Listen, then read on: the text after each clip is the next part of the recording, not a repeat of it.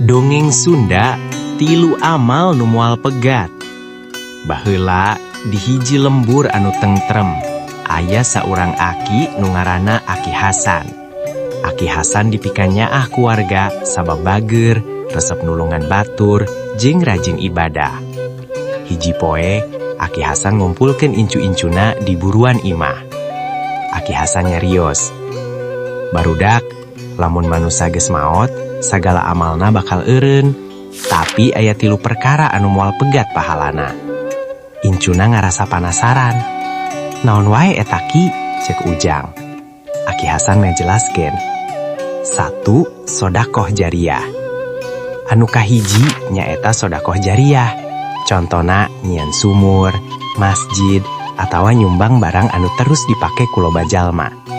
Aki Hasan kungsi nyumbang cai bersih pikeun warga lembur. Nepi ka ayeuna loba jalma anu masih ngagunakeun eta cai.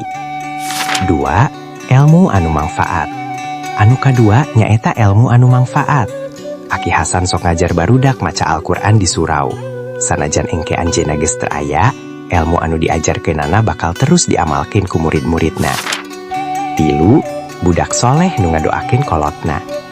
Anu katilu nyaeta budak soleh anu sok ngadoakeun kolotna. Aki Hasan teras nyarios, lamun kolot geus maot, doa ti anak anu soleh bakal jadi hadiah anu pohara berharga. Incu-incuna ngadengekeun kalayan saregep. Sababaraha taun ti harita, Aki Hasan pupus. Sakumna warga lembur ngarasa kalengitan. Sanajan kitu, pahalana terus ngalir.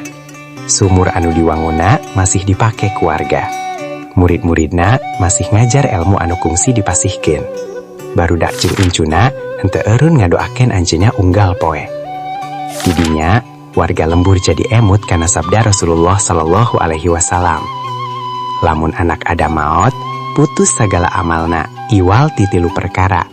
Sodakoh jariyah, ilmu anu manfaat, jeung anak soleh anu ngadoakeun kolotna.